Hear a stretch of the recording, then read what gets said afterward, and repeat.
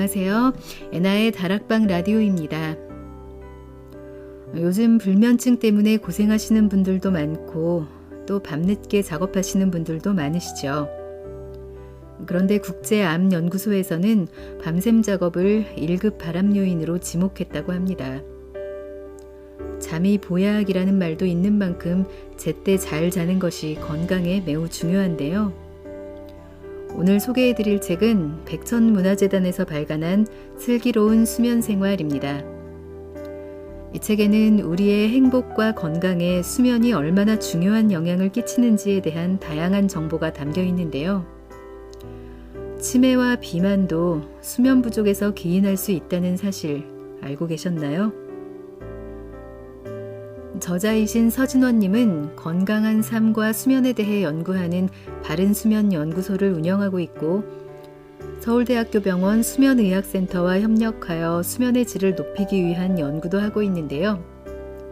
이 책에서는 수면과 건강의 상관관계, 그리고 수면 부족으로 생기는 몸의 신호와 질병들, 또 잠을 잘 자는 데 도움이 되는 방법들과 수면장애 극복 사례 등 잠에 대한 오해와 진실을 한 권의 책으로 풍부하게 전달합니다. 이 책은 백천문화재단의 무료 소책자 사업의 일환으로 발간되었는데요. 아픈 환자들이나 그 가족분들이라면 이 책을 무료로 받아보실 수 있습니다. 백천문화재단 홈페이지에 들어가시면 이 책 외에도 다양한 책들이 있으니까 국내 구독자님들은 필요하신 책 선택해서 직접 신청하시면 되고요. 해외 구독자님들 중 이 책이 필요하신 분들은 이 영상에 직접 댓글로 신청해 주시면 됩니다. 자세한 사항은 정보란 참조하시고요. 그럼 끝까지 편안하게 들으시고 오늘 밤 꿀잠 주무세요.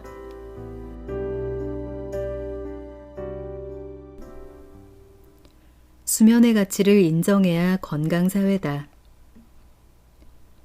예부터 우리는 게으른 사람과 부지런한 사람의 기준을 잠의 양으로 기준해 왔습니다.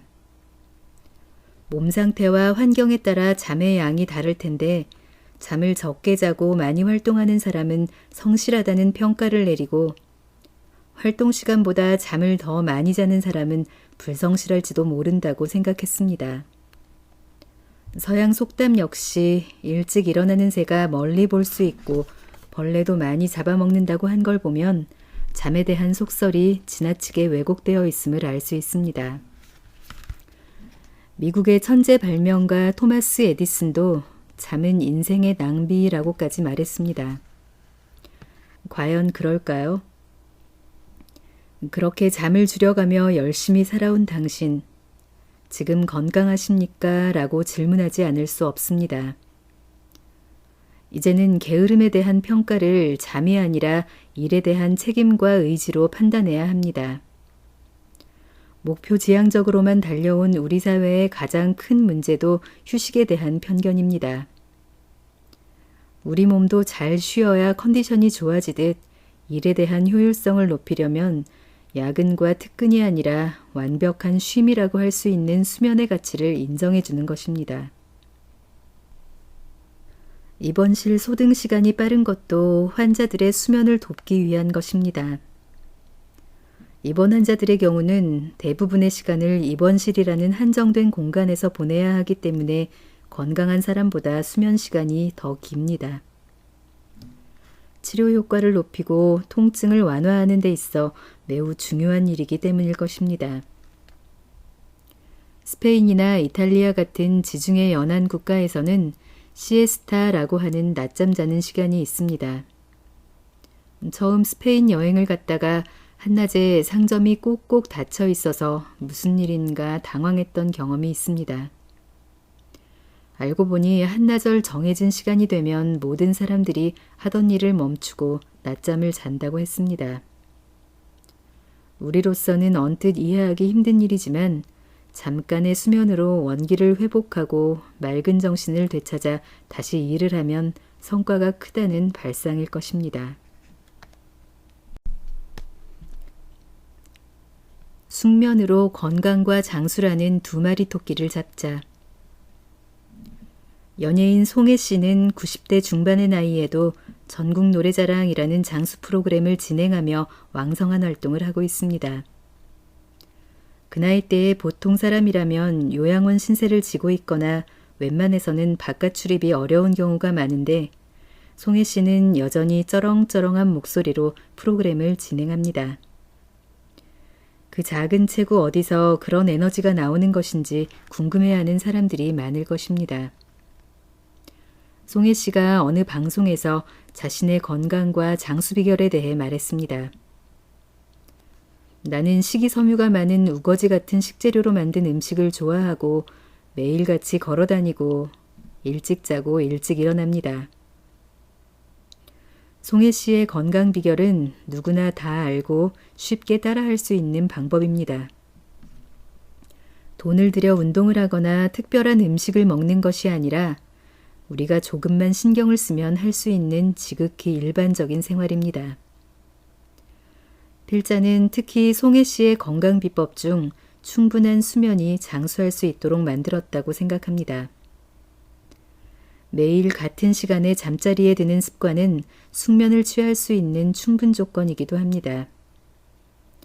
기상시간 또한 습관이 되다 보니 몸이 알아서 정화작용을 통해 컨디션을 조절해 주는 것입니다.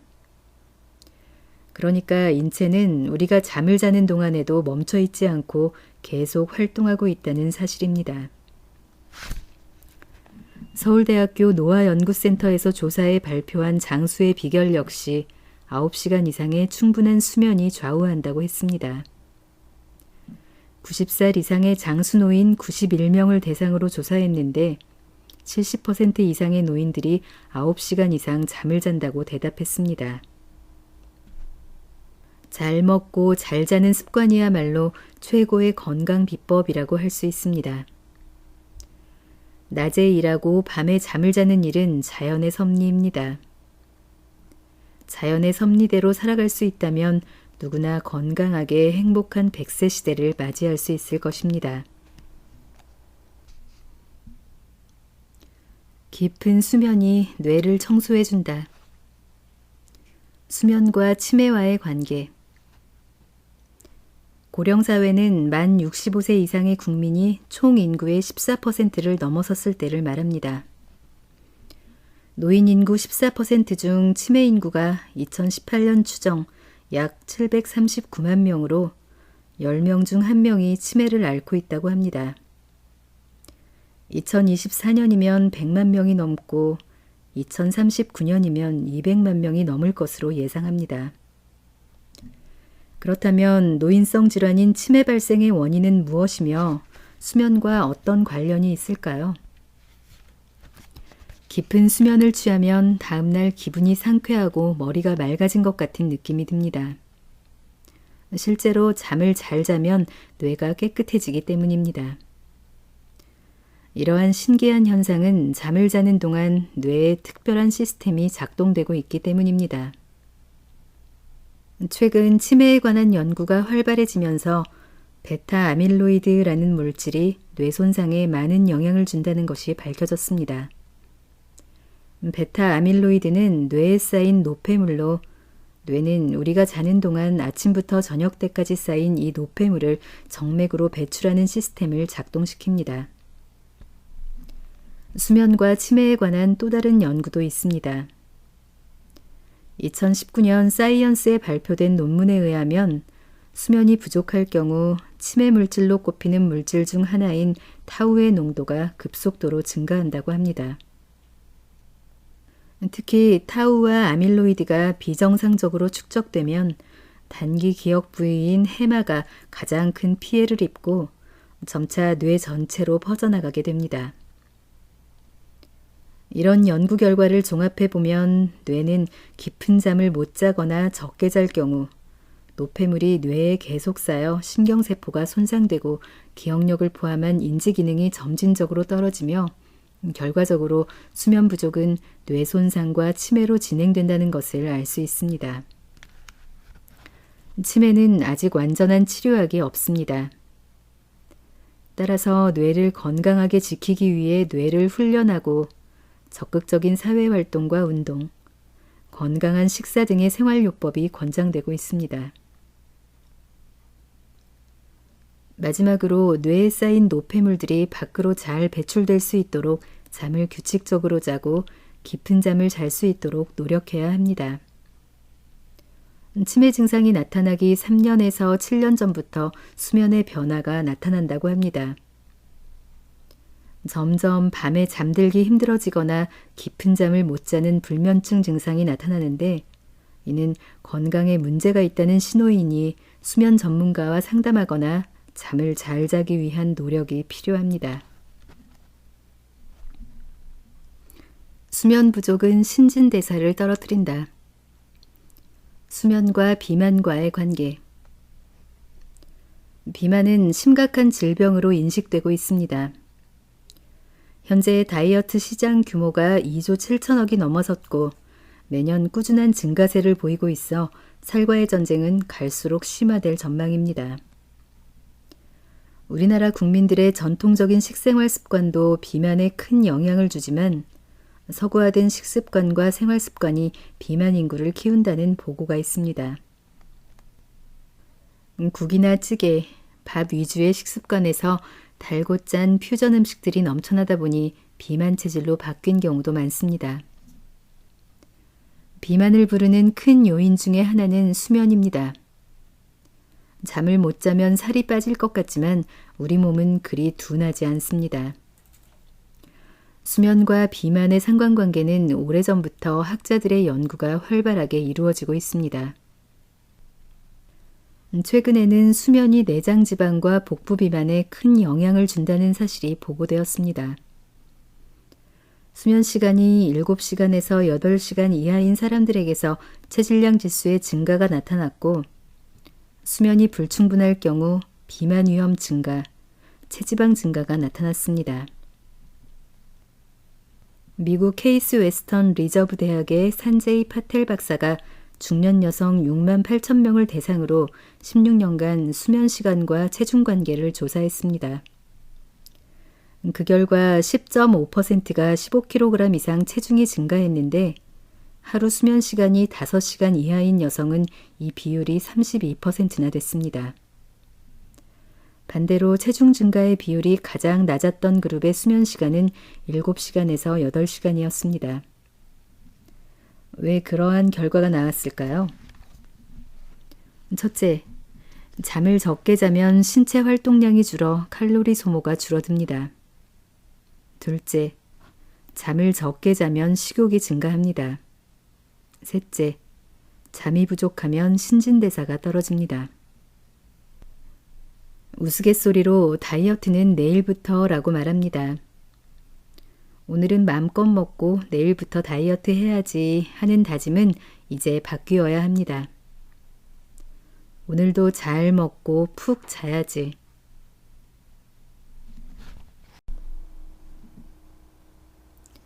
나에게 맞는 수면 시간을 지키자. 사람마다 적정 수면 시간은 다릅니다. 연구에 따르면 하루 4시간만 잠을 자도 생활에 아무런 지장이 없는 유전자를 가지고 태어난 사람도 있습니다. 이런 사람들은 4시간만 자도 피로가 풀려 생활에 아무 지장이 없습니다.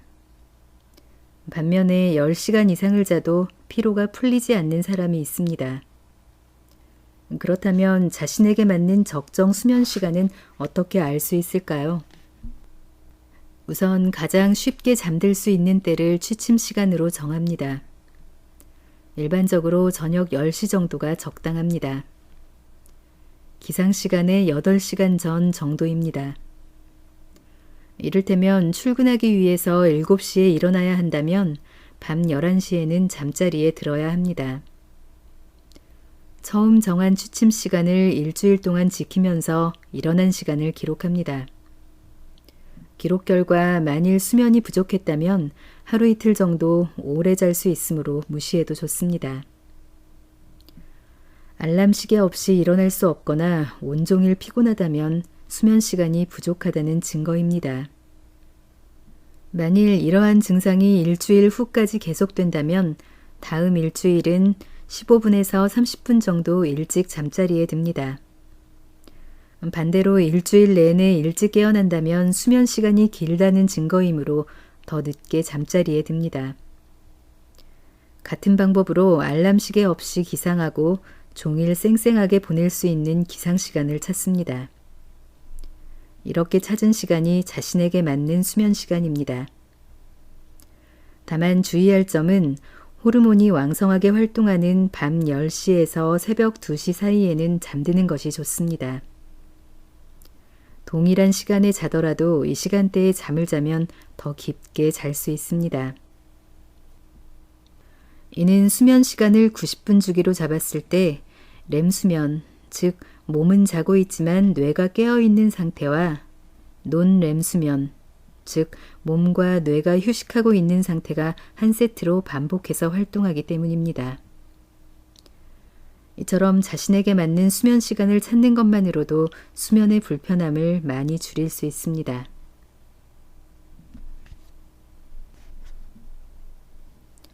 잠을 자야 한다는 강박을 버리자. 불면증의 가장 큰 적은 강박관념입니다. 잠을 못 잤으니 잠을 자야 한다는 강박이 더 잠들기를 방해하는 것입니다. 잠들기 위해서 의식적인 노력을 하면 할수록 정신은 또렷해지고 몸은 점점 피곤해집니다. 물론 환자의 경우는 통증 때문에 잠들지 못하는 경우가 더 많을 테지만 건강한 사람이 잠에 대한 강박으로 불면증이 생겼다면 잠들기 위한 나름의 방법을 시도해 봐야 합니다. 환자의 경우라도 약물에 의존해야 잠을 잘 수 있다는 강박에서 조금은 벗어나 자신만의 잠들기 위한 최선의 방법을 찾도록 노력해야 합니다. 잠들기 위해 보통은 숫자를 세거나 양을 세거나 하는 등의 자기 체면을 유도하지만 실패할 확률이 높습니다. 단순 반복적인 숫자 세기는 무언가를 떠올리거나 기억하려 애쓰는 작업이 아니라 자연스러운 연산작용의 반복이라 쉽게 잠들기가 어렵습니다. 그보다는 그날 있었던 일들을 머릿속으로 떠올려 보는 것이 더 효과적일 수 있습니다. 아침에 일어나 무엇을 했고 그 일을 할 때 기분은 어땠는지, 그 일에 대한 사람들의 반응은 어땠는지 등의 상황과 장면을 떠올려 보는 것입니다. 머릿속으로 일기를 자세하게 쓰는 행위나 마찬가지라 사실 굉장히 피곤한 일입니다. 그러다 보면 뇌가 노곤해지면서 자신도 모르게 잠에 빠지게 됩니다. 이것은 뇌가 일과를 복귀하면서 다시 경험하는 것과 같은 착각을 하게 함으로써 기분 좋은 피로감이 몰려오게 하는 것입니다. 개인마다 적정 수면 시간이 다르기 때문에 적정 시간의 기준에 얽매일 필요는 없습니다. 자신의 잘못된 믿음과 비합리적인 신념에 집착하는 행동이 오히려 불면증을 유발하고 자신이 건강을 해칠 수 있다는 사실을 깨달아야 합니다.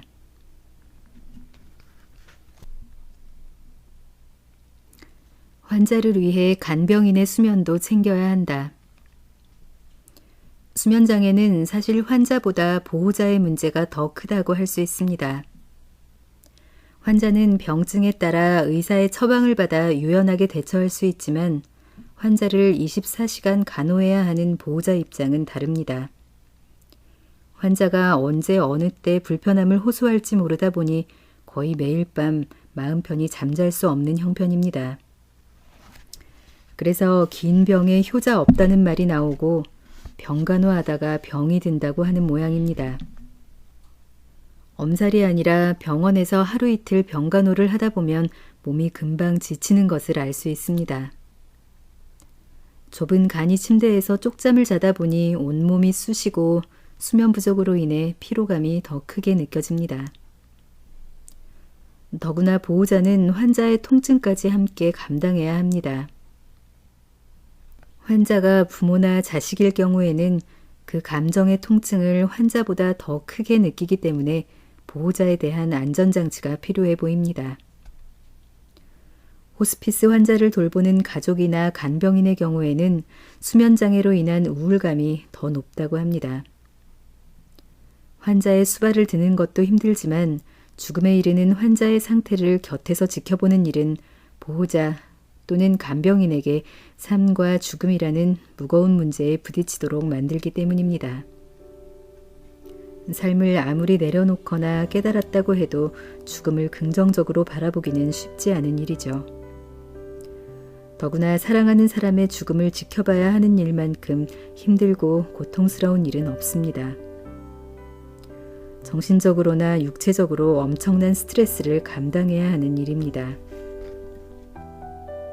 보호자 또는 간병인이 잠시라도 환자를 잊게 하는 방법은 대단한 위로의 말이 아니라 병실로부터 분리된 공간에서의 편안한 잠자리일 것입니다.